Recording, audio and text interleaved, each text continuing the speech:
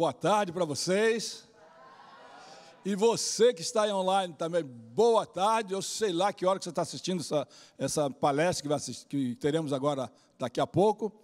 O doutor Rivelino veio da Alemanha, para ele já é à noite. Que horas é agora? 9 horas da noite, passando, né? É isso? São 6 horas a diferença daqui onde nós estamos, né? Mas não importa o horário, o importante é que estamos juntos para aprender. E é um privilégio estar de volta aqui e receber o nosso amigo, Dr. Rivelino Montenegro. Vamos ficar de pé, vamos fazer uma oração, porque se eu não entregar o microfone para ele rápido, alguém vai tomar da minha mão. Deus nosso Pai, estamos agradecidos pelo privilégio de termos a Tua Palavra e também a oportunidade de entender melhor os ensinamentos que estão ali. Nós rogamos pelo Teu Filho, que vai falar para nós agora, nos ensinar lições práticas do Teu amor, da Tua bondade, da Tua misericórdia e também da salvação. Agradecemos por isto em nome de Jesus. Amém.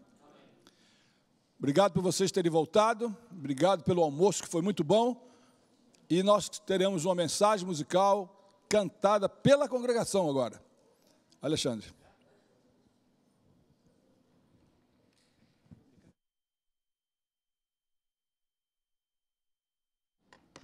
Fica aqui, canta junto. Boa tarde, boa tarde. Boa tarde você que está em casa. Vamos cantar o hino Descansar, do CD Jovem, que é uma música mais alegre, depois de um almoço gostoso. Não, descansar é uma boa sugestão. A música não fala exatamente sobre descansar, dormir. Descansar.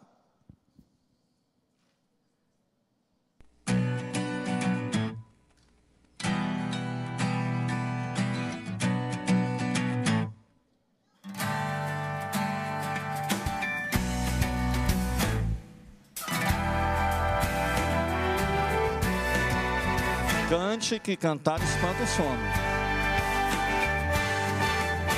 Não quero viver pensando no amanhã. Eu quero ser feliz. Dias vêm e vão, não irei temer. Posso confiar em Ti. Se o futuro incerto basta olhar com os olhos da fé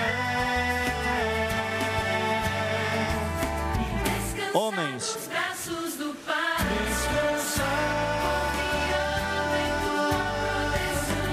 Descansar, entregar em Tuas mãos. Descansar, sei que cuidarás de mim, Senhor.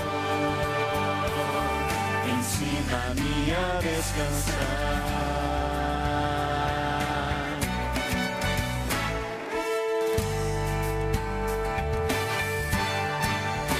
Cada passo que eu der, seja onde estiver, quero entregar a Ti. Cada decisão vou depor em Tuas mãos e esperar.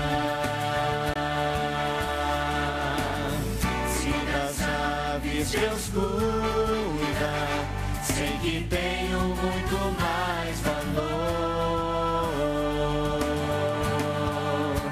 Posso esperar e descansar nos braços do Pai. Descansar, confiando em Tua proteção.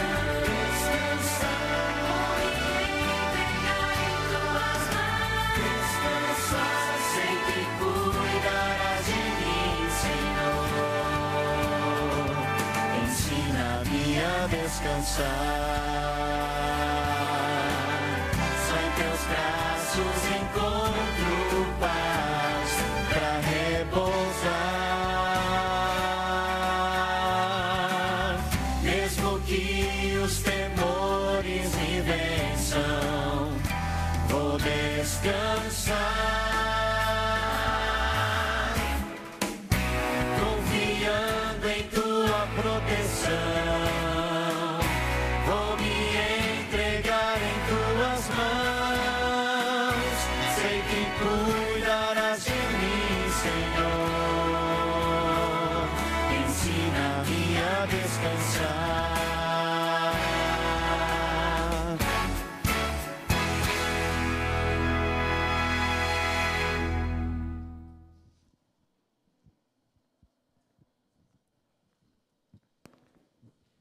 boa tarde de sábado. Eita, vai ser difícil, viu? Segurar esse povo para não cair no sono. Vai ser complicado, mas vamos tentar o nosso melhor.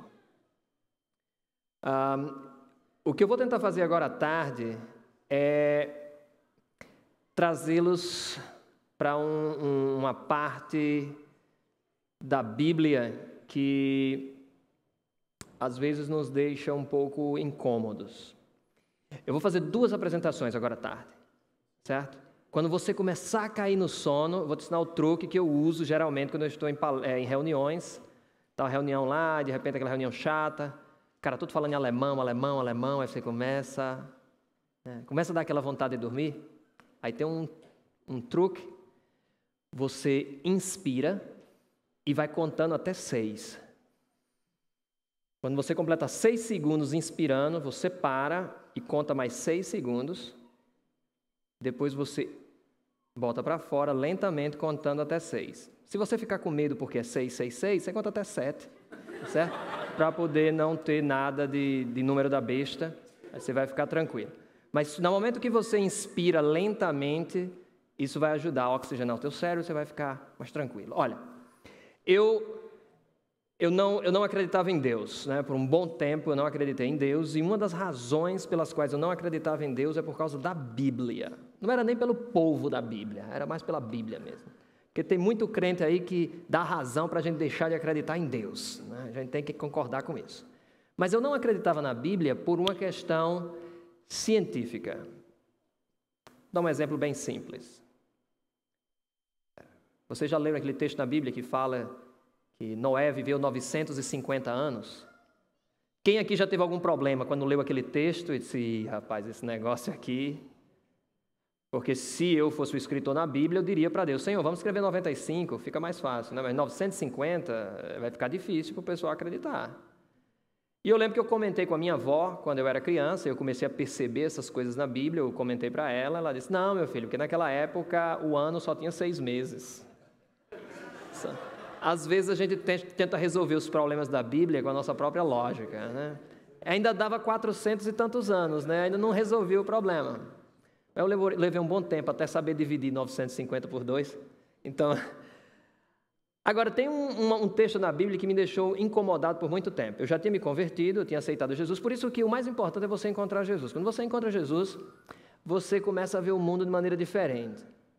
E tinham vários textos da Bíblia que me incomodavam, mas como eu já tinha conhecido Jesus, eu conseguia superar isso. Eu tenho um grande amigo na igreja onde eu me converti, lá em Mossoró, e esse meu amigo, o Dorian, eu fiz algumas perguntas a ele de textos bíblicos que eu não entendia. Um exemplo clássico disso, Jonas, né? O monstro marinho engole Jonas. E eu dizia, Jonas não tem condições, cara, não dá para acreditar nisso, né? Aí o Dorian disse para mim, Rivelino, eu não sei explicar essa questão aí, cientificamente eu não sei explicar, mas eu te digo algo, eu aprendi a confiar tanto na Bíblia, se a Bíblia dissesse que Jonas engoliu a baleia, eu ainda acreditava. Então, eu não tinha essa fé, eu queria ter, mas não tinha. Então, eu tinha muitos problemas. E um dos textos bíblicos que mais me incomodava, e que me incomodou por muito tempo, e incomodou milhões de cristãos, e eu não sei se foi o teu caso, é um texto que está escrito, deixa eu ver se o negócio aqui está... Tem certeza que está funcionando? Agora, vamos ver. Isso. Abra suas Bíblias em Gênesis capítulo 30. Gênesis no capítulo 30 tem um texto bem interessante que me deixou incomodado por muito tempo. Eu já era adventista, quando eu li esse texto eu fiquei assim, não tem condições. Isso aqui tem alguma coisa muito errada. Em Gênesis no capítulo 30 está escrito no versículo 37 e 39. Olha o que diz aqui. Versículo 37 diz assim: Tomou então Jacó varas verdes de álamo, de aveleira e de plátano, e descascando nelas riscas brancas, descobriu o branco que nelas havia. Versículo 39. E concebiam os rebanhos diante das varas, e as ovelhas davam crias listradas, salpicadas e malhadas. Para aí. Você entendeu o que o texto bíblico está dizendo? Vocês conhecem essa história? Vocês lembram dessa história? Jacó havia trabalhado para Labão muitos anos. Labão o havia enganado muito tempo. Chegou um momento, Jacó chega para Labão, o seu sonho, Labão, é o seguinte, já estou cansado de trabalhar para você, eu quero começar minha própria empresa. Eu quero ser empresário. Vamos fazer o seguinte, vamos entrar num acordo. De agora em diante, eu cuido das ovelhas para você, você não me paga um salário, mas as ovelhas que nascerem listradas, elas me pertencem. E as que nascerem, as ovelhas brancas e as cabras pretas, completamente, são tuas. E se você ler o texto da Bíblia, esse texto aí, você vai ver que Labão concorda na hora. Labão estende a mão e diz, negócio feito. Labão era um cara esperto, ele era um cara muito malandro. E aí o que acontece? Labão olha para as suas ovelhas, e em Israel a maioria das ovelhas são brancas e a maioria das cabras são pretas. Tá ok? Estão entendendo até aí, né? E Jacó diz, eu cuido das ovelhas, e a minoria que nasceria listradas pertenceriam a Jacó. E aí o que acontece?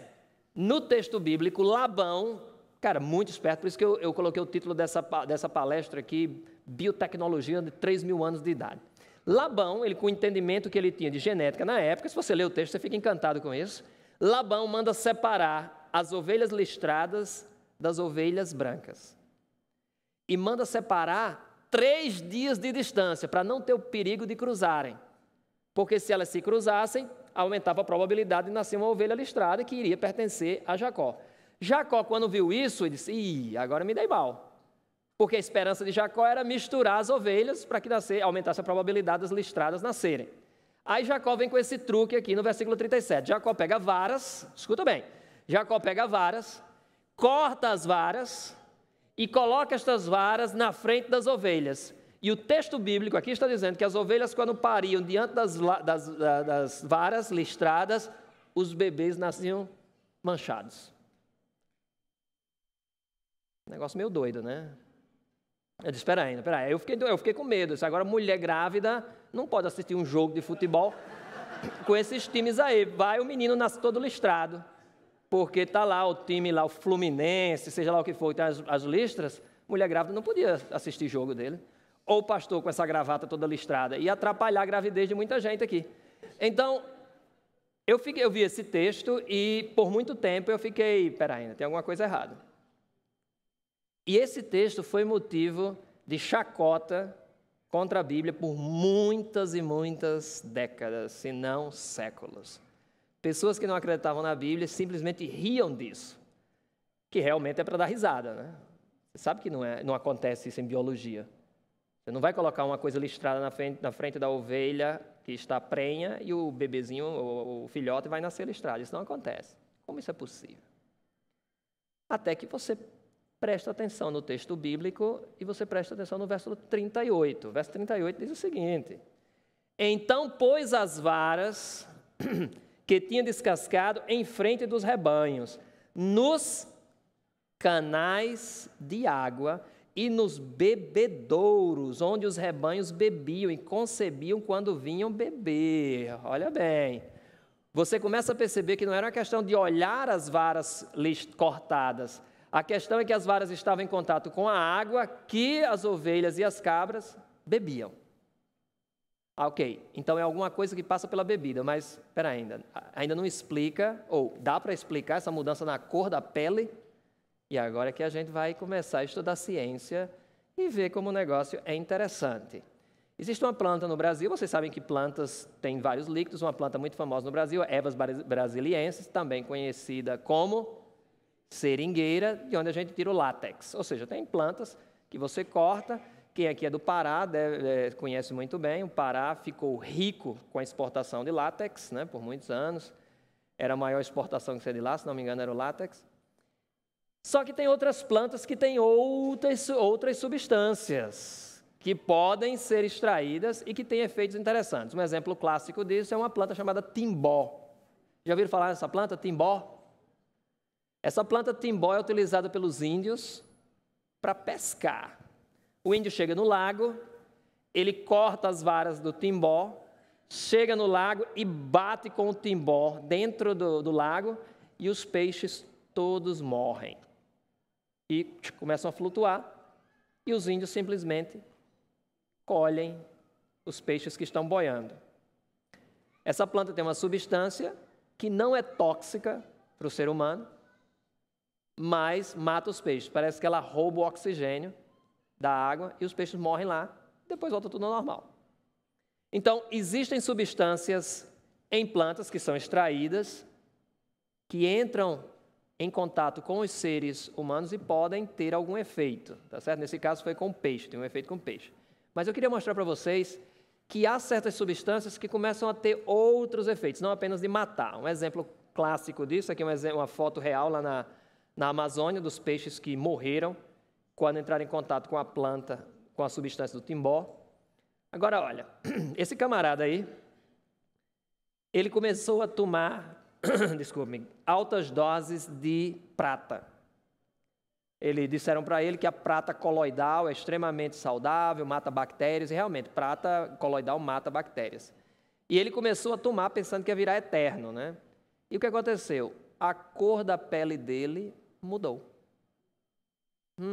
Interessante. E ele ficou azul, dessa cor mesmo. Essa é uma intoxicação por prata, é um exemplo clássico na medicina, em que pessoas que entram em contato com altas doses de prata, elas podem mudar a cor da pele, e o cara fica azul. Vocês podem procurar isso aí, pesquisar a respeito, tem suficiente informação sobre isso. E esse camarada depois morreu, né? Ficou intoxicado, passou um tempo ainda dando entrevista, ele parecia o Papai Smurf, ele ia para todo canto,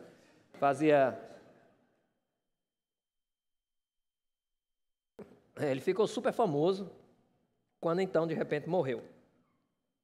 Agora isso, o que eu mostrei para vocês, até agora foi, entenda bem, para poder a gente entender o texto de Jacó. Até agora eu sei que plantas podem, ao serem cortadas, emitirem certas substâncias que podem ter efeitos no organismo. 50% dos nossos medicamentos são, na verdade, extraídos de plantas. Okay? Você vai em qualquer farmácia, a maior parte daquele, ou boa parte daqueles medicamentos foram extraídos de plantas, já ficaram depois produzidos de forma sintética, porque conseguiram repetir, ou refabricar, ou fabricar aquela molécula em laboratório. Mas escuta bem, eu já mostrei para vocês que é possível mudar a cor da pele através da ingestão de certas substâncias. Agora o que eu vou mostrar para vocês é que é possível mudar a cor da pele dos filhotes através da tua alimentação. Olha só, existe uma nova parte da genética chamada de epigenética, que só foi descoberta há mais ou menos 20 ou 30 anos. Começaram a se fazer pesquisas nessa área e as pessoas começaram a entender mais a influência que a tua alimentação pode ter nos teus descendentes. E, por exemplo, uma menina, você sabe que uma menina ela já nasce com os óvulos. Então, a mulher que está grávida de uma menina, a alimentação dela já pode influenciar o neto. Estão entendendo bem isso aí? Então, você tem que ter, a sua responsabilidade é muito grande. E o que você vai ver agora é que a epigenética ela não está mudando a genética, mas ela está mudando, é uma parte da biologia, em que certas substâncias entram em contato com o código genético, não modifica o código genético, ela simplesmente bloqueia certas áreas do código genético, fazendo com que certas áreas fiquem mais frequentes ou menos frequentes, dependendo de onde a metilação acontece, ou onde essa molécula vai se grudar lá no código genético. Agora, olha, isso aí é bem teórico, é bom que você tenha em mente o que isso significa, mas vamos ver isso de forma prática. Já existem estudos mostrando a relação entre dieta e a reprogramação epigenética e a influência no comportamento das pessoas. Já começam a perceber que a alimentação dos pais e dos avós tem uma influência no comportamento dos filhos. Engraçado que a irmã White falava isso e ninguém acreditava, né? Todo mundo achava que era a doideira dela, né? A irmã White falava que tem vírus que transmite, que provoca câncer.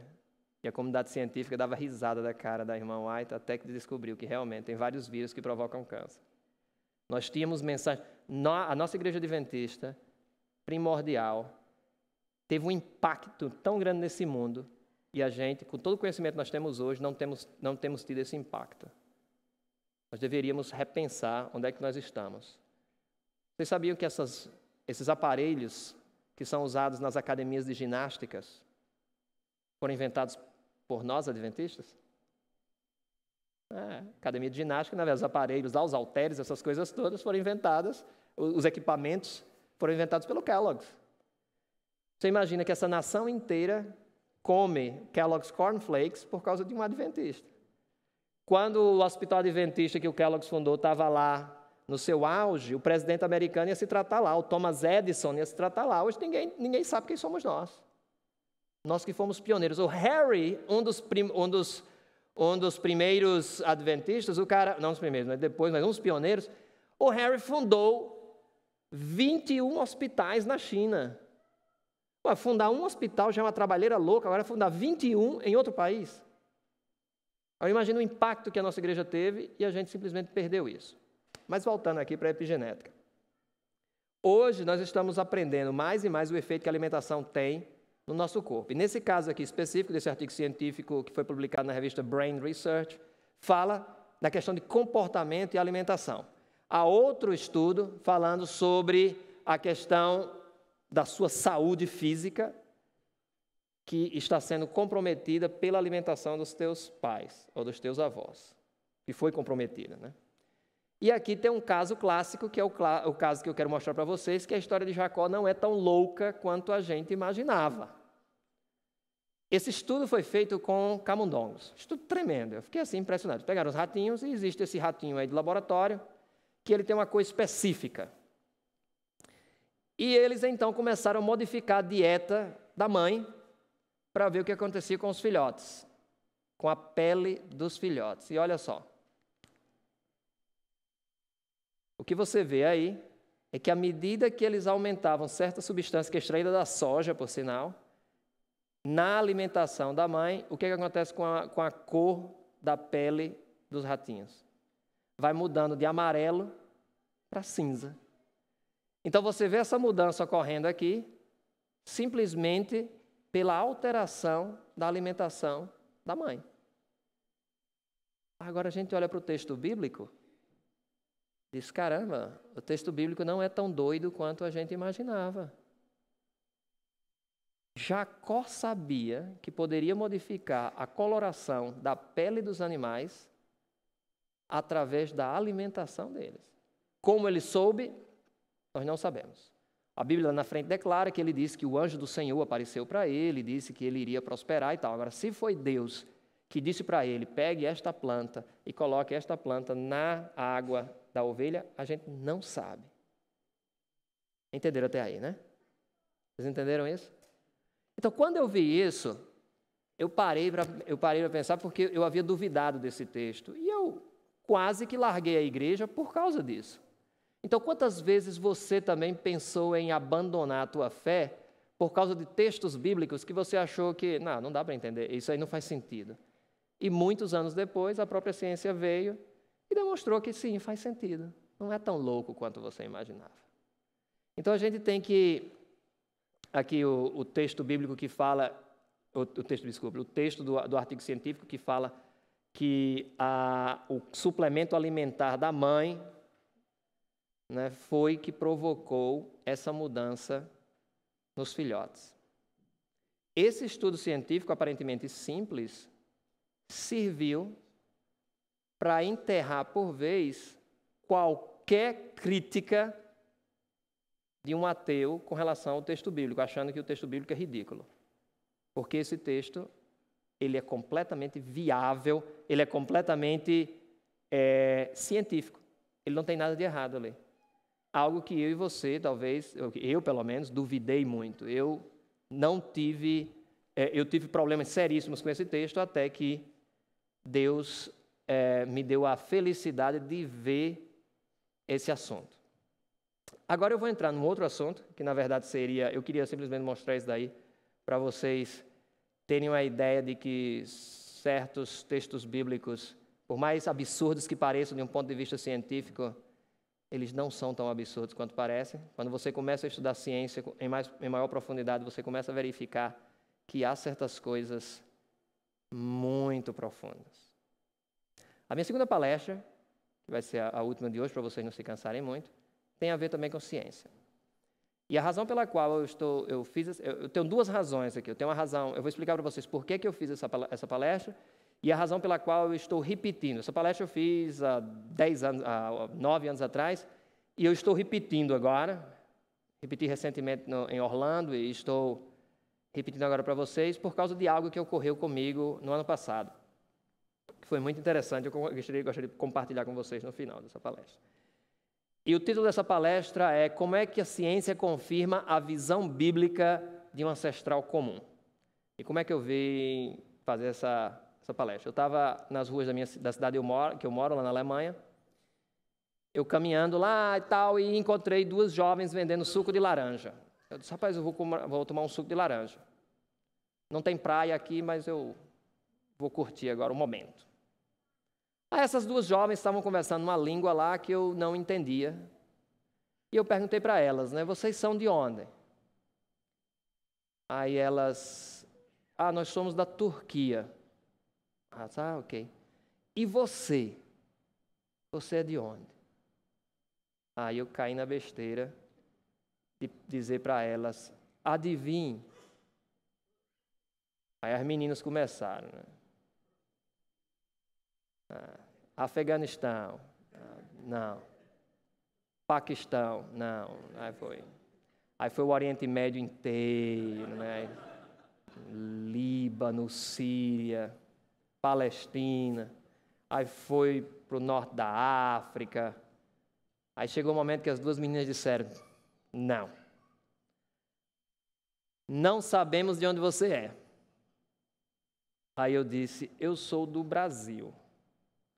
Aí ela disse, do Brasil você não é. Eu disse, como é isso? Como é que você sabe que eu não sou do Brasil? Elas disseram, porque eu pensava que todo brasileiro era bonito. Aí eu, peraí. Obrigado pelo elogio tão maravilhoso para a minha nação. Sintam-se elogiados, né? E eu fiquei pensando na hora. E como eu não tinha pago ainda o suco de laranja, né? Aí ela... Fiquei pensando, pago ou não pago, né? Eu vou embora. Aí elas... não, sabe uma coisa? Eu já vi outros brasileiros, mesmo parece contigo. Aí, ou seja, no final é todo mundo feio, né? Então... Aí eu resolvi fazer um teste de DNA. Eu disse, de repente, né?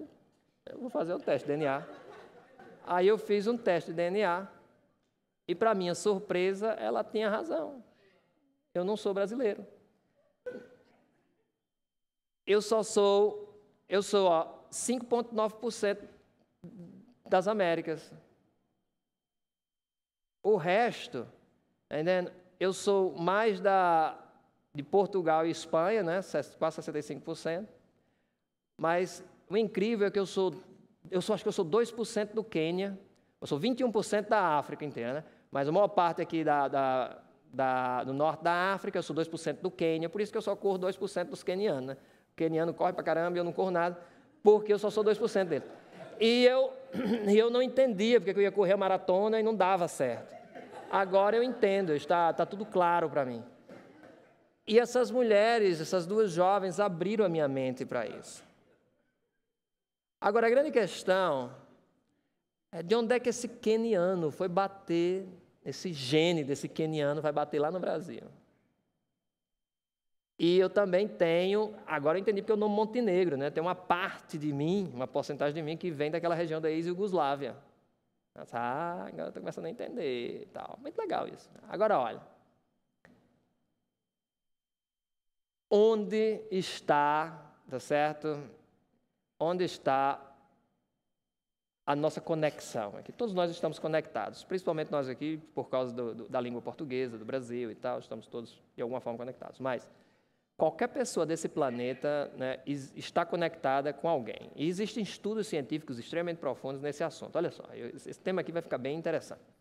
Hoje em dia, as pessoas têm uma certa conexão. Aqui eu estou fazendo só uma representação, digamos aqui, essas diferentes cores representam as diferentes que vocês chamam aí, diferentes raças. Mas eu vou logo dizer, não existe diferentes raças, só existe uma raça, é a raça humana. Tá, ok? Existem diferentes cores, que você vai entender um pouco mais daqui a pouco. Agora, olha, digamos que algumas raças estão mais próximas umas das outras, mas à medida que você anda para o passado, à medida que você vai para o passado, essas pessoas vão se aproximando geneticamente até chegar em alguém que conecta todo mundo. E a grande pergunta, uma das grandes perguntas no mundo da ciência é o seguinte: quanto tempo se passou entre esse indivíduo aqui e as pessoas hoje? Porque aquele cara que está aqui, ele não era listrado com um pedaço verde, outro amarelo, um preto, ele não era assim. Então, em que momento da história ele começa? Porque todos nós, isso aí não é dúvida, todas as pessoas estão conectadas a um homem que conecta todo mundo. Nós chamamos de ancestral comum. Agora, a questão é quantos anos se passaram entre esse ancestral comum e a nossa diversidade de hoje. Você olha ao redor e realmente as pessoas são bastante diferentes, né? A não ser os paquistaneses que parecem comigo, né? Mas todo mundo está, de certa forma, você pega um cara lá, um cara de uma tribo na Índia, uma tribo indígena no Brasil, e um cara da Noruega, parecem ser bem diferentes. Mas eles estão, geneticamente falando, próximos, e em alguma época no passado, alguém os conectou. E quem era esse cara e quanto tempo se passou? Tá certo? Essa é a grande pergunta aqui: quando é que o teu tataravô viveu? Que também é o meu tataravô. Então, em que momento nós nos encontramos? Ou quando foi que isso ocorreu? O homem que conecta todo mundo hoje. Então, vocês sabem, obviamente, que existe uma disparidade entre o que a Bíblia diz e o que a ciência fala, né?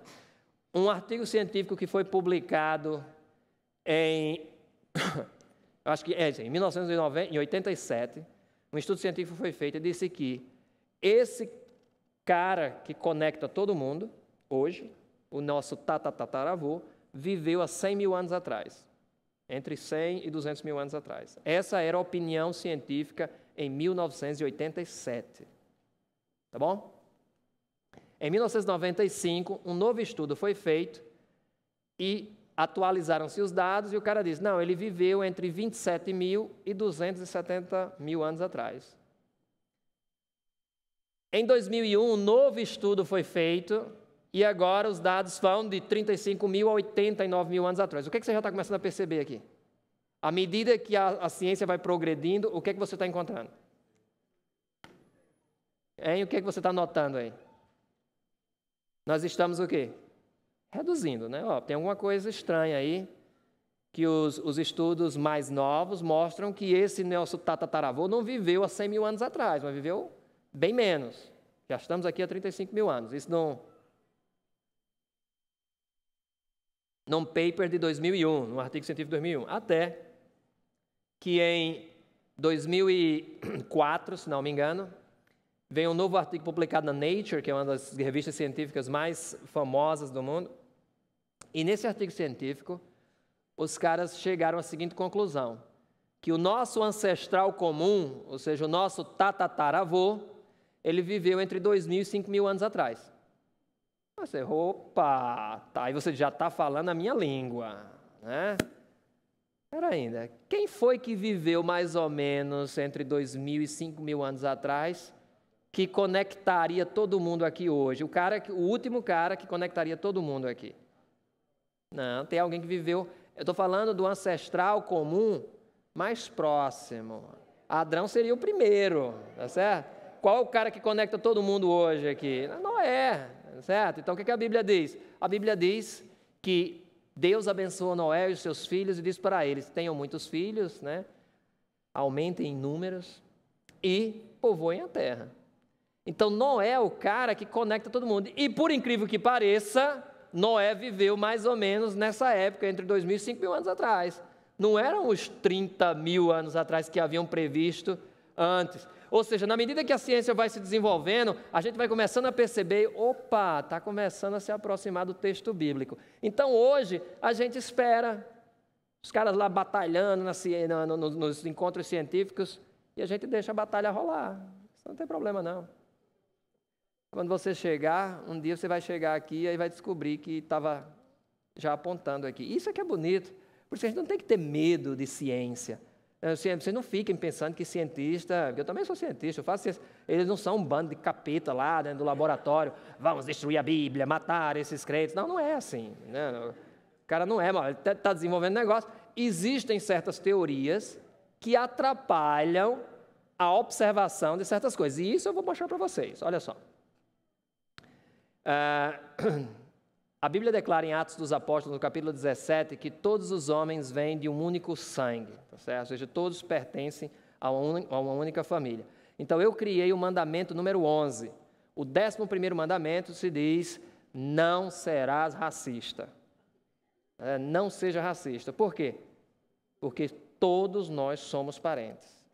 Existia um caso muito legal aqui num canal de TV na Inglaterra, em que eles pegaram um americano que era um white supremacist, levaram o cara para entrevista lá na Inglaterra, tiraram a amostra do DNA dele e mostraram que tinha 6% de africano nele, né? Aí o cara ficou louco lá, e a apresentadora se levantou, uma negra, botou a mão assim, hey bro. Aí disse, tem um neguinho morando dentro de você. Tem 6% aí dentro, viu? Pode esquecer essa historinha de ser racista. Por que isso é importante para nós, adventistas, para nós cristãos, entendermos essa questão? Essa questão é extremamente importante. A Alemanha, vocês sabem que foi o caso clássico de racismo aos extremos. A Alemanha nazista, e para mim é tremendo morar na Alemanha e observar a questão de como é que um país desse, com pessoas tão maravilhosas, como é que esse país se deixou enganar por um louco como aquele, o Hitler, e levar as pessoas a cometerem atrocidades e loucuras em nome de uma ideia louca. Mas vocês vão entender o contexto, e eu quero que vocês prestem atenção, porque agora é que vai ficar interessante. Na Alemanha nazista existiam 2 tipos de passaportes. Existia o passaporte de viagem mesmo, e existia o passaporte de ancestralidade, que chamam de Ahnenpass, né, que era o passaporte de ancestral. Então você tinha que ter os 2. Se em algum momento lá, os seus pais, avós e bisavós, se em algum momento começava a aparecer um J de judeu, aí você tinha problemas. Certo? Então, a partir dos bisavós, eles iam observar se tinha algum judeu na tua família. Se tivesse... Eu acho que se os bisavós, se tivessem 2 J's, aí você já estava com problemas seríssimos. Eu não lembro mais os detalhes, mas através desse passe, os alemães começavam a separar e julgar as pessoas. E isso é um negócio extremamente sério. Escuta bem. Como é que um país desse, super intelectual, se deu a essa situação, né? Porque existia uma ciência na época que pregava isso. Era científico na época acreditar que haviam raças superiores do que as outras. Essa ciência se chamava eugenics. A eugenia, que nós chamamos em português, era a ciência de, na hora de reproduzir, vamos retirar os menos capacitados. Eles diziam, o Hitler, quando ele começou as campanhas para eliminar os judeus, o Hitler pensava que estava ajudando a natureza. E os alemães achavam que estavam fazendo a coisa certa, porque não, nós estamos ajudando a natureza para que somente os mais desenvolvidos procriem. E aí quem era retardado era esterilizado. Se você não era da raça correta, era esterilizado para não ter filhos. E aí começou o programa de eugenia. Era parte da cultura. E infelizmente você tem que entender que a cultura é o rei. Quem manda na tua cabeça é a tua cultura. Você se comporta de acordo com aquilo que você aprendeu lá no seu meio ambiente. E você acha que tudo normal. O grande desafio do cristianismo é vencer isso. É você vencer a sua cultura normal e reconhecer, não, Cristo me manda fazer isso, eu não vou fazer, por mais que essa minha cultura me mande fazer algo assim. A eugenia foi uma desgraça que ocorreu no mundo. Agora, interessante é que tinha congressos científicos. Esse congresso é muito famoso, o primeiro congresso de eugenia, que aconteceu em 1912 na Inglaterra, foi patrocinado e apoiado por pessoas como o seu presidente, que era o Leonard Darwin, que era o filho do Charles Darwin, o pai da teoria da evolução. Nós também tínhamos o vice-presidente honorário, que era o Winston Churchill, que foi ministro da Inglaterra. Nós tínhamos o ministro do Reino Unido, August Forel. Nós tínhamos um famoso patologista suíço, Alexander Graham Bell, o inventor do telefone, e muitas outras pessoas famosas que apoiavam a eugenia. A eugenia era uma desgraça naquela época, mas era aceita como uma verdade científica. Não, se o doutor está dizendo isso, tem que ser. Vocês já viram aquela piada? Pode contar piada hoje? Não, né? Não, depois eu conto. E aí o que acontece? Não, você não conhece? O médico diz, não, esse daí está morto. Aí o rapaz não vai transportar o corpo. Aí o cara acorda, não estou morto. Aí o cara que transportava o corpo diz, você quer saber mais do que o doutor? Aí termina de matar. Então a gente tem a mania de achar que porque o doutor disse isso, então é a verdade. Então a gente tem que ter, a nossa cultura, ela é extremamente forte em nos influenciar nas nossas decisões. E, cultura, aqui, eu vou dar um exemplo. Eu tenho dois amigos cientistas que vieram me visitar uma vez lá na Alemanha, são brasileiros, e eu os convidei para ir à Catedral de Colônia. A Catedral de Colônia é uma igreja gigante lá na Alemanha. Se um dia vocês forem lá perto de Colônia, visitem essa catedral. É uma coisa absurda de grande. Você para tirar uma foto, você tem que caminhar uns 2 quilômetros para conseguir tirar a foto, porque o negócio é grande demais. E eu fui com eles, era um domingo de manhã, eu entro na igreja católica, com esses meus 2 amigos cientistas, para olhar a igreja, né? E um dos meus amigos tinha um boné na cabeça. Quando a gente entra, o padre lá na frente, aquele padre alemão, 2 metros de altura, dessa largura, o cara vê meu amigo e dá um grito dentro da igreja, um grito bem alto, em alemão. Tire o chapéu, tenha respeito pela casa de Deus. O meu amigo não fala alemão não, mas entendeu. Ele tirou o chapéu na hora, ficou com medo, e a gente passou uns 10 segundos ainda dentro da igreja e caímos fora, né? Nós ficamos com medo, né? Às vezes eu fico com medo da minha igreja também fazer isso, né? Alguém entra aqui e não está vestido apropriadamente, né? A gente manda para fora, né? Tem que ter cuidado para a gente não fazer o mesmo. Aí, eu saio daquela igreja no domingo, assustado ainda com o grito do padre, a semana passa. No domingo seguinte, houve um concerto na sinagoga de Frankfurt. E eu fui assistir. Quando eu estou entrando na sinagoga, quando eu estou entrando para assistir o concerto, um judeu vem e me segura. Cadê o teu chapéu? Domingo passado não podia entrar de chapéu. Agora só pode se for de chapéu? Não, sem o quipá você não entra. Aí eu fiquei imaginando Deus lá no céu, sentado no trono dele. Ei, tá de chapéu, saia. Eu na sinagoga é de chapéu. Gente, a gente inventa as coisas e coloca Deus, manda Deus agir da maneira que a gente inventa. A gente tem que ter cuidado com isso. Questões culturais são extremamente fortes. Vou dar um outro exemplo. Vocês sabem que em algumas regiões da África e algumas regiões muçulmanas, você não pode cumprimentar a pessoa com a mão esquerda. Já ouviram falar nisso, né? Eu estava entrando na minha igreja lá em Mainz e nós temos muitas pessoas de Gana, da África, e aí eu estou com um monte de coisa nos braços, aí a menina de Gana vai chegando perto de mim, eu fui cumprimentá-la com a mão esquerda, ela disse, não aperta a mão esquerda. Eu sei. Por quê? Porque o pessoal dessa região se limpa com a mão esquerda, né? Aí eu fiquei pensando, será que ela sabe que eu não uso a mão esquerda para... Então, mas aí eu tive que virar e dar a mão direita para ela, né? É problema dela agora. Mas eu queria que você entendesse o seguinte. O ser humano está tão condicionado a agir de acordo com a cultura que ele é levado sem perceber. Olha só o que acontece no caso da eugenia. Os caras começaram a pregar que quem não pertence àquela raça específica, ele é inferior e, portanto, tem que cair fora. E isso gerou políticas. Aqui nos Estados Unidos, olha esse documento que foi no estado de Virgínia. Era um boletim de saúde, um pedido, era uma nova lei para preservar a integridade racial.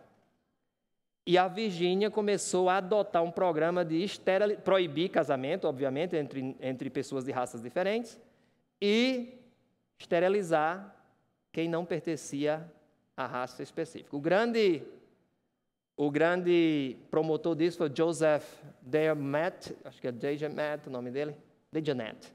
Era um doutor aqui nos Estados Unidos. Para não perder muito tempo, eu vou falar o que ele falou aqui. Quando os alemães começaram a esterilizar, os nazistas começaram a esterilizar as pessoas na Alemanha, o Dejonet disse o seguinte, Olha só o que ele diz. Isso nós estamos falando de um doutor americano. Olha o que ele diz. Os alemães estão nos derrotando no nosso próprio jogo. Porque os americanos tinham esterilizado 40 mil pessoas e os alemães esterilizaram 400 mil. Aí os americanos estavam com inveja dos alemães. E hoje a gente dá, os alemães eram os malvados, né? Mas naquela época não tinha bonzinho contra malvado, era todo mundo mal nesse sentido. A Suécia foi o segundo país a mais esterilizar pessoas, depois da Alemanha. E a lei de esterilização na Suécia só foi cancelada agora. Até 2002 ou 2006, não me engano, na Suécia, se alguém fosse retardado mental, a polícia poderia mandar esterilizar o cara. E existe um caso bem famoso na Alemanha, um caso com o pastor Wilhelm Busch, em que ele conta que está saindo da sua igreja e encontra um jovem que era da igreja dele, um jovem cristão, e o jovem assustado, e o Wilhelm Busch, que era o pastor, chega para ele e diz: o que foi que houve, cara? Ele disse: pastor, eles descobriram que o meu pai era judeu e me esterilizaram. E o Wilhelm Busch ficou olhando assim, vendo a que ponto o ser humano chega. E os caras esterilizavam, achavam que estavam fazendo bem para a humanidade. E esse mal pode atingir qualquer um. Você sabia que nas igrejas da Alemanha, na época do nazismo, estava escrito na entrada da igreja: é proibida a entrada de judeus. E até na nossa igreja. Em 2008, se não me engano foi em 2008, a Igreja Adventista da Alemanha e da Áustria oficialmente pediram desculpas à comunidade judaica por não terem feito nada com relação a isso. Por quê? Porque era parte da cultura. E eu e você podemos estar fazendo algo hoje, por causa da nossa cultura, que daqui a 50, 60 anos as pessoas vão olhar para trás e vão dizer: mas que ignorante esse povo era. Porque a gente tem a tendência de achar que não, eu sou o espertão, eu sou o bonitão. Mas você olha para trás e acha todo mundo ignorante. Mas naquela época era o normal. Agora, o problema todo na Alemanha era o seguinte: você passava a semana odiando um judeu e no fim de semana ia adorar um. Porque Jesus era judeu. E se estava entrado na porta, é proibida a entrada de judeus na porta da igreja, como é que Jesus entra? Ele era judeu. Mas o conflito cognitivo é tão grande que as pessoas não conseguem perceber isso. E de repente eu e você estamos vivendo a mesma coisa e não percebemos. Aí o que os alemães fizeram para resolver esse problema? Olha, porque remover Jesus aqui a gente não vai conseguir, né? E o Hitler, e agora? O que a gente faz? Aí criaram a Igreja Cristã Alemã, tá certo? Os Neue Christi, ou Deutsche Christi, que eram os cristãos alemães. O que aconteceu? Eles criaram uma teoria de que Jesus era ariano, ele não era judeu. E tem até um verso bíblico para apoiar isso. Você vê a que ponto o ser humano consegue chegar. Vocês lembram do texto bíblico quando Jesus está disputando lá com os fariseus e os fariseus dizem: nós sabemos quem o nosso pai é, mas o teu não. Vocês lembram desse texto? Que Maria engravidou antes de casar, né? Aí sabe o que foi que esses teólogos criaram? Que Maria estava grávida de um soldado romano. Então, o pai de Jesus era um ariano. E criou-se essa teoria e as pessoas começaram a acreditar. Agora, você acha que esse tipo de pensamento racista e meio louco acabou? Não acabou, não. Um exemplo recente foi com o James Watson, que ganhou o prêmio Nobel por ajudar a descobrir a forma da molécula do DNA. O James Watson recentemente disse, em 2007, ele disse que os negros são inferiores intelectualmente aos brancos. Ele disse isso com todas as palavras. Foi afastado do cargo dele, diretor do laboratório, que ele fazia pesquisas, porque não existe evidências científicas nenhuma para isso. Mas o quê? O cara cresceu num ambiente racista. É muito difícil para ele vencer isso. Como é difícil para você também, se você viveu num ambiente racista, seus pais fazendo piadinhas racistas, né? Você cresce acreditando nisso. E a gente superar isso é que é a grande dificuldade.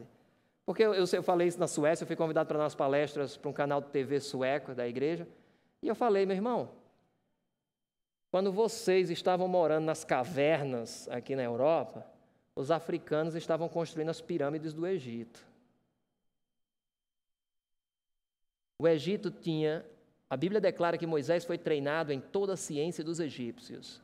Você sabia que no Egito tinha uma faculdade de medicina, uma de engenharia e uma de teologia? Então Moisés era pastor, engenheiro e arquiteto. Olha só que incrível o quão era... E não é só no Egito não, vai para o Sudão. O Sudão tem pirâmides gigantescas. Só que a gente não sabe nada de lá. A gente não conhece a cultura. Por quê? Nós temos uma tendência a ser ensinados. Por que você acha que existem essas teorias aí? Não, foram os extraterrestres que construíram as pirâmides. Já ouviram essa história? Não, foi construída por algum alienígena, porque até hoje a gente não sabe como é que se construiu aquilo, né? A gente tem que admitir que o negócio é extremamente complexo. E aí alguns caras dizem, é claro, é porque foi construído por negro, aí a sociedade não quer dar o crédito. Não, foi construído por alienígena. Então, esse tipo de pensamento racista, que existe até hoje, se propagou por muitas décadas e tem atrapalhado o cristianismo. E muito. Por que você acha que existem tantos muçulmanos aqui nos Estados Unidos? Qual era o tratamento que os negros recebiam nas igrejas aqui? O mesmo tratamento que os judeus recebiam na Alemanha, lá. O cara era enxotado da igreja. Tem um clássico aí no livro Neutralizando a Mensagem Adventista, do George Knight. Ele conta um exemplo impressionante de um quarteto de negros que vem cantar numa igreja de brancos, e quando eles vão entrar, o diácono corre seguro. Os 4 negros dizem, não, aqui vocês não entram. Isso, tudo crente, hein?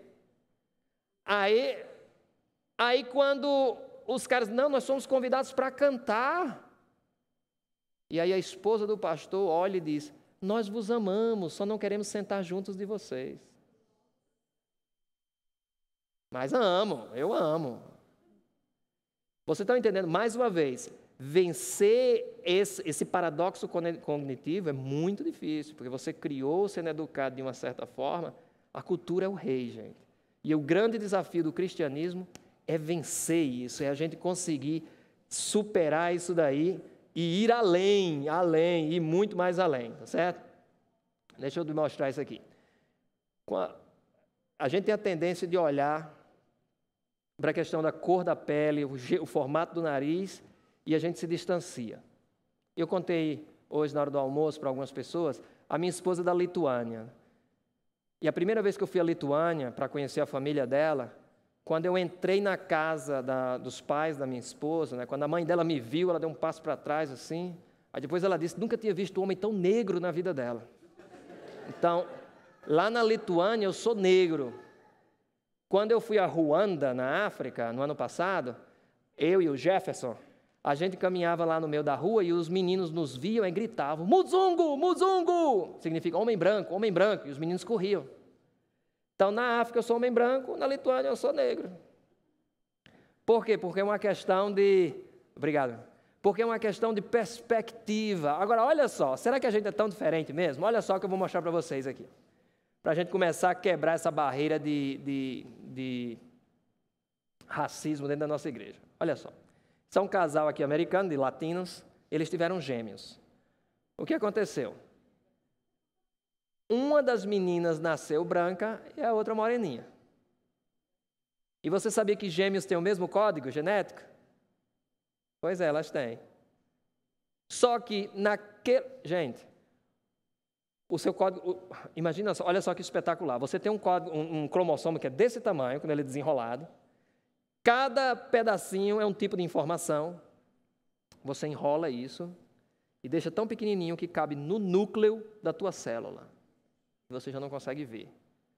Que espetáculo, né? Então, num pontinho ali, de uma das gêmeas, ativou a cor da pele branca e na outra na morena. E as duas meninas. Agora, o que vai acontecer com essas duas crianças?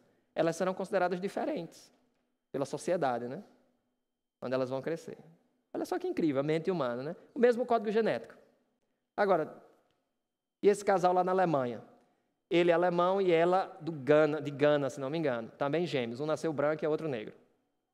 E agora o caso mais espetacular aconteceu na Inglaterra, desse casal de nigerianos. A filha nasceu branca e loira.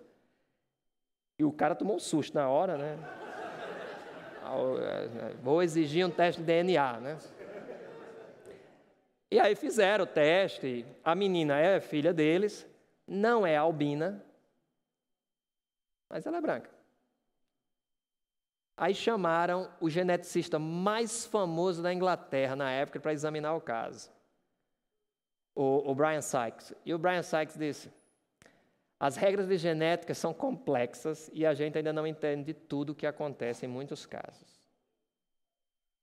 Se você for ler os textos do Sykes, o Sykes vai falar o que aconteceu há 200 mil anos atrás. Aí ele fala que daqui a tantos mil anos vai acontecer tal coisa, mas não entende o que está acontecendo debaixo do nariz dele. Então, as regras de genética, ele tem razão, são extremamente complexas. Nós sabemos muito pouco, mas por muito tempo nós permitimos que ideias racistas nos fizessem ou nos enganassem nesse sentido. Às vezes nos dando a sensação de superiores ou inferiores.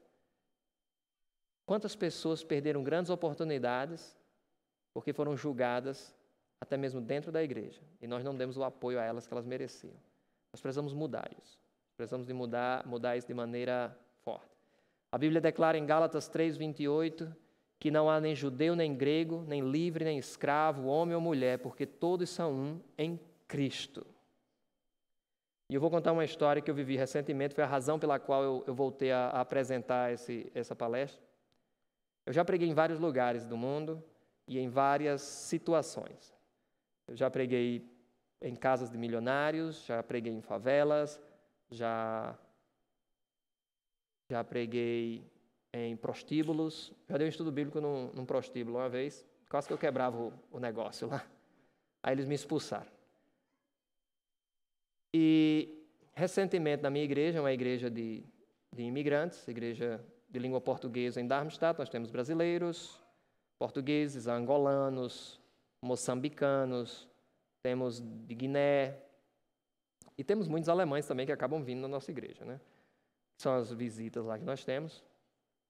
E o interessante é que um dia eu estava para pregar e entra um jovem alemão, grande, cheio de tatuagens, senta lá para assistir o culto. Pelo tipo de tatuagem, já deu para identificar o que era aquele cara. Vocês já viram, vocês sabem o que significa o número 88? Não, nunca viram esse como um símbolo? O número 8, a oitava letra do alfabeto. Qual a oitava letra do alfabeto? Vamos lá, A, B, C, D, A, H. Quando você tem o H duas vezes, num contexto meio alemão, o que poderia significar? Exato. Então, aquela tatuagem, uma outra, na verdade a outra é muito mais forte, que é o número 14, que estava relacionado com uma frase racista que existe, que é muito famosa aqui nos Estados Unidos. Eu identifiquei claramente que aquele jovem era um neonazista. E agora, o que é que eu faço? Pô, tem um neonazista vindo assistir e eu que vou pregar hoje. Na minha igreja, oficialmente, não tem nenhum ariano, né? Tem uns vegetarianos, ariano não tem. Eu disse, e agora? O que eu vou fazer aqui? Eu nunca tinha pregado para um neonazista. E eu prego, no fim do sermão, converso com ele e ele conta a história dele. Estão preparados? Nasceu num lar cristão, mas os pais eram os conhecidos crentes mal passados. Já ouviu falar de crente mal passado? Aquele cara que vem para a igreja, mas não se converte completamente, fica só lá no meio caminho. E aí ele conta que dentro da igreja, quer dizer, na igreja não, em casa não escutava mesmo, não sentia o amor de Deus, e a mãe o espancava muito. A mãe o espancava. E ele disse que o engraçado é que os pais se diziam cristãos, mas ele era aquele que orava, e ele orava a Deus para que parasse com aquele sofrimento, com aquela vida de sofrimento que ele tinha. E ele um dia fez uma oração a Deus: Senhor, por favor, faça com que a minha mãe pare de me bater. Isso um jovem de 16 anos. E a mãe continuou batendo, aparentemente Deus não tinha escutado as orações dele, e ele decidiu sair de casa. Foi embora de casa. E como eu disse hoje de manhã, se você não encontra amor dentro de casa, você vai procurar lá fora.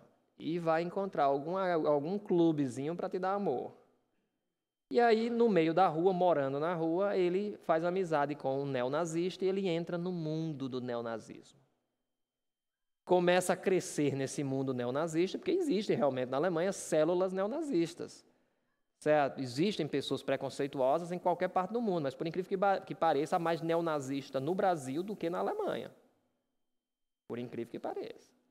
E aí ele entra num grupo neonazista, começa a crescer lá dentro e com o tempo se torna líder de uma célula neonazista. E um certo dia, numa festa, existe uma briga, ocorre uma briga, e ele acaba ferindo um policial.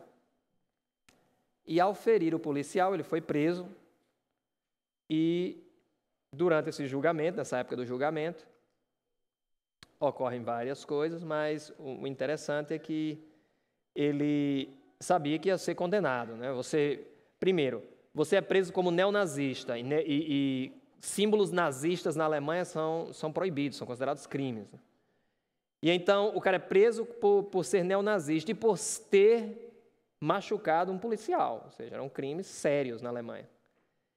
Nesse período, enquanto esperava o julgamento final, ele conheceu um adventista do sétimo dia. E esse adventista o convidou para ir à igreja. Aí ele disse: cara, o que eu vou fazer na tua igreja, cara? O que eu quero saber de igreja?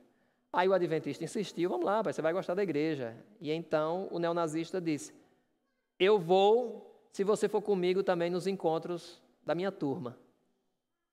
E aí, você ia? Eu não ia, não. Mas o adventista lá disse: eu vou. Eu não tenho problema. Se você concordar em vir comigo à minha igreja, eu vou. E o neonazista ficou preocupado. Sabe por que esse cara, como é que ele vai pensar, né? E ele disse ao neonazista: sabe uma coisa? Deixa eu ir contigo. Eu vou contigo primeiro à tua igreja. Depois você vem comigo lá no meu grupo. Aí ele foi, chega lá na igreja, sábado de manhã. Bom dia, feliz sábado. Aí você sabe como é o vocabulário no meio cristão, né? Meu querido, né? Meu irmão, amado. E ele: mas esse povo é doido aqui, né? Negócio de querido, amado, santo. Esse povo é muito inocente. Olha só. Aí ele teve uma ideia.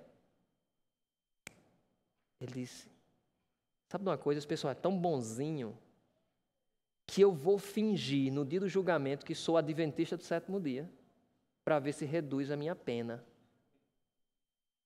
E o cara começou a frequentar a igreja, todo sábado. Está lá, a lição de escola sabatina, e era irmão White para cá, irmão White para lá, e já sabia mais da Bíblia do que os irmãos, e todo sábado estava na igreja: Guten Morgen, meine liebe Bruder, né? E já era desejando feliz sábado para todo mundo, fingindo que era adventista. Como tem um monte aqui que finge também, né? Mas ele estava lá fingindo que era adventista todo sábado, com o propósito de ter a pena reduzida. Ele imaginou assim: eu vou, de repente, pego uma pena somente de pagar uma multa. Eu não quero ir para a cadeia, ninguém quer ir para a cadeia. E aí, chega o dia do julgamento. Ele se apresenta diante do juiz, metade da igreja está lá, a apoiar o cara, novo irmão, oraram por ele. E o cara fingindo o tempo todo. Ele entra diante do juiz, se levanta e diz: juiz, eu mudei de vida. Eu agora sou um adventista do sétimo dia. E isso na Alemanha é uma coisa assim extremamente em inglês. He was very bold, né? Como é que diz em português? Ele foi corajoso, seria a palavra certa? Foi assim muito... Porque nós só somos 30 mil adventistas na Alemanha. Ninguém sabe quem é a gente. Qual era a chance que o juiz ia saber o que é adventista e tal?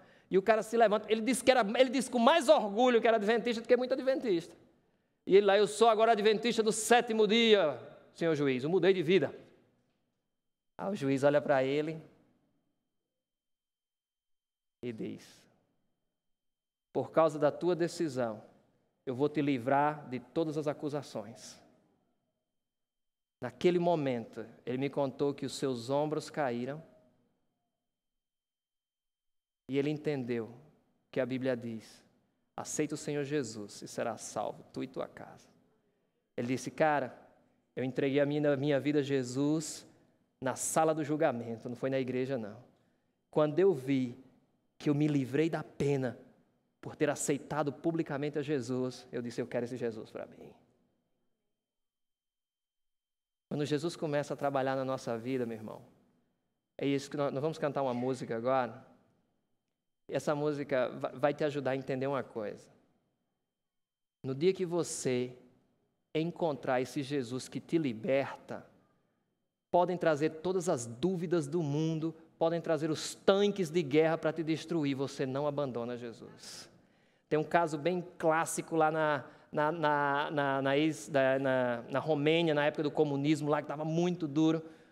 Os comunistas, o comunismo na Romênia queria acabar com o cristianismo. Sabe o que eles fizeram? Eles lançaram um livro falando mal da Bíblia. Mostravam textos da Bíblia e aí destruía o texto, né? Cientificamente provando que a Bíblia era um absurdo e tal. O livro foi um best-seller. Todo mundo queria o livro, e aí o governo comunista não entendia. Como é que esse livro está vendendo tanto, rapaz? Queria botar que o governo descobriu que quem comprava o livro eram os cristãos. Eles compravam para poder recortar o verso bíblico, porque eles não tinham Bíblia, então os caras cortavam para colecionar os versos bíblicos. Então eu te digo algo, meu amigo, quando você conhece Jesus, podem te bater com tudo, e você não larga esse Jesus, porque quando Jesus te liberta, a Bíblia declara: e o Filho do Homem te libertará, e sereis verdadeiramente livres. Teve um outro caso de um soldado soviético que se converteu, e ele, assim, o cara não sabia de nada, entendeu? O cara não sabia de nada, ele vai para o pastor lá, um pastor romeno, que na época de um soviético que estava lá na Romênia, e ele chega para esse pastor e diz: eu quero saber quem é Jesus. E o pastor, com medo, achando que o cara de repente está fazendo isso para me testar e vai me prender, porque o pastor não poderia, era proibido pregar publicamente. E o pastor então toma a decisão de pregar e começa a falar de Jesus para aquele soldado soviético. E quando o pastor diz: e pregaram Jesus na cruz do Calvário, o soldado soviético puxou o revólver e disse: quem? Quem botou meu Jesus na cruz que eu vou matar agora? Aí o pastor diz: não se preocupe, ele ressuscitou. E de repente o policial, o soldado, pula e começa a gritar: Jesus está vivo, Jesus está vivo. No momento que você tem esse tipo de alegria, meu irmão, podem vir com todo tipo de argumento que você não abandona essa fé. Então, eu vou contar uma última história para você entender algo, o que significa realmente. Durante a Segunda Guerra Mundial, aconteceu um fato lá na Itália. O grupo dentro da Itália que lutava contra o Mussolini, que haviam vários grupos que eram contra o regime fascista, tomaram o poder do grupo fascista, e esse grupo, ele tomou a cidade dos fascistas, né, libertou a cidade, por assim dizer. Quando os nazistas ouviram isso, os nazistas eram aliados dos fascistas, Mussolini, os nazistas invadiram a cidade, reconquistaram, né, e prenderam aquelas pessoas, aqueles rebeldes e várias pessoas da cidade, e o general alemão decidiu dar uma lição para todas as pessoas. Por que eu estou contando isso? Eu tenho um amigo que é pastor lá na Alemanha, e ele foi dar um estudo bíblico. Esse meu amigo pastor foi dar um estudo bíblico para um rapaz que nunca tinha escutado de Jesus. Tem muita gente por aí que nunca escutou de Jesus. Eu já dei estudo bíblico para um chinês que nunca tinha escutado de Jesus. E aí esse meu amigo pastor estava falando lá para o cara, foi dar um estudo bíblico. Ao primeiro estudo bíblico, ele explicou do livre-arbítrio, ele explicou que todos nós temos a liberdade de escolher. Deus te fez livre para decidir. Tá certo? Você é quem decide. Então, você que decide até mesmo contra as suas correntes culturais, tudo que te segura. Você é quem decide o que você quer para a tua vida. Então, esse meu amigo explicou tudo isso. O primeiro estudo bíblico, só livre-arbítrio, livre-arbítrio, livre-arbítrio. Você está livre, você decide, você decide. Aí, no segundo estudo bíblico, ele começou a explicar a salvação em Cristo. E para explicar esse problema, essa questão da salvação em Cristo, ele contou essa história.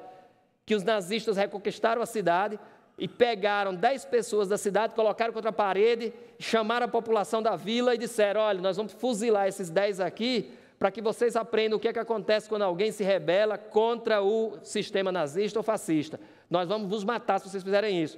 Aí chamam os soldados, atirem nos 10 rapazes que estavam ali. Entre os 10 rapazes havia um jovenzinho, e um senhor da vila vê aquele rapazinho se tremendo ali, e aquele senhor da vila chega para o general alemão e diz: general, tira aquele rapazinho dali, eu tomo o lugar dele, eu morro no lugar dele. Aí o general disse: tudo bem, se você quer, vai. Tirou o jovem e colocou aquele senhor, e os 10 homens foram fuzilados. Morre os 10. Aí o pastor termina essa explicação, olha para aquele homem que nunca ouvido falar de Jesus e diz: foi isso que Jesus fez por você na cruz do Calvário. Era você que deveria estar naquela cruz para morrer, e ele te tirou e tomou aquele lugar. Aí aquele rapaz parou, olhou para o pastor e disse: pastor, agora não estou entendendo nada. Mas como assim não está entendendo? Semana passada você me explicou que nós temos o livre-arbítrio, nós podemos escolher. E agora você vem me dizer que Jesus morreu por mim na cruz do Calvário e eu só preciso aceitar isso? Ele disse: sim, é assim. Ele disse: então não tem livre-arbítrio. Aí o pastor disse: como assim não tem livre-arbítrio? Pastor, quem é doido para não escolher Jesus? Você tem que ser muito burro, meu irmão. Salvação está na tua frente, aí, Jesus te oferecendo, e você vai decidir ser condenado? O meu amigo neonazista encontrou a salvação no momento que disse: eu aceito, eu sou um deles, e o juiz o libertou. Eu tenho um amigo alemão que era ateu, e ele nasceu num lar ateu, cresceu num lar ateu, e entregou a vida a Jesus. E eu perguntei para ele: cara, como é que foi a sensação no dia que você se entregou a Jesus? Ele disse: você não tem ideia da liberdade que eu senti quando eu disse: Jesus, eu te aceito. Queria te convidar a fazer isso hoje. A aceitar esse Jesus que te liberta do pecado, da culpa e dos preconceitos. E te faz uma pessoa nova. Nós vamos cantar um hino para encerrar. Que no meio dessa música, nós vamos fazer uma oração no final, mas eu queria que você tomasse essa decisão hoje. Vai ser o meu apelo para que você, a partir de hoje, seja uma nova pessoa. Amém. A entrega.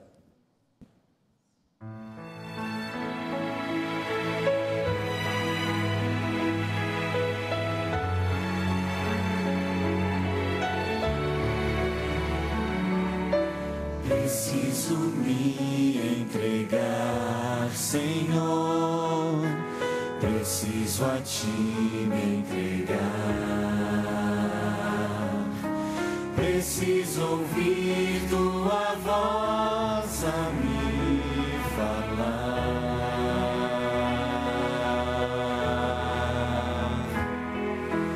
Não tenho nada a te oferecer, somente um coração.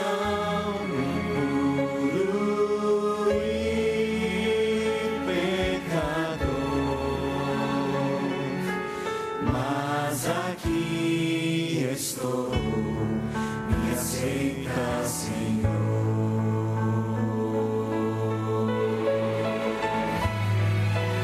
Toma os meus pensamentos, meus dons e meus bens.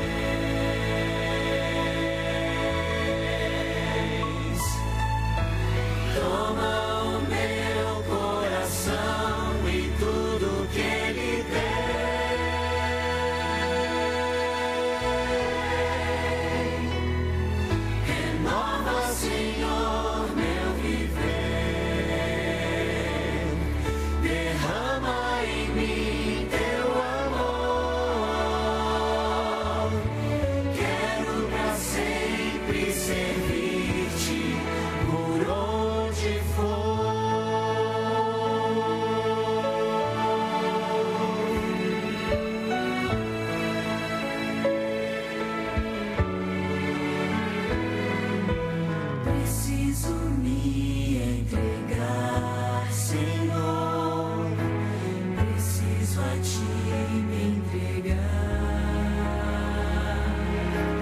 Preciso ouvir tua voz a me falar.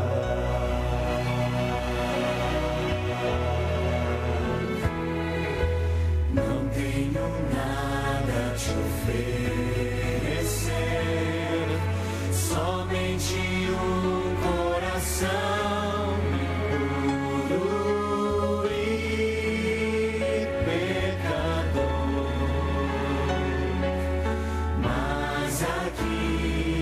estou, me aceita, Senhor. Vamos cantar em vozes. Toma os meus pensamentos, meus dons e meus bens.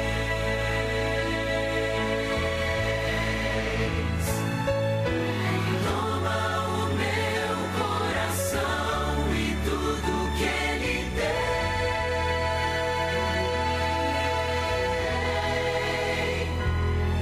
Renova, Senhor, meu viver. Derrama em mim teu amor.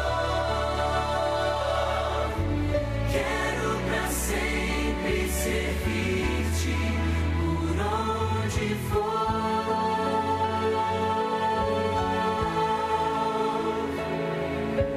Quero pra sempre servir-te por onde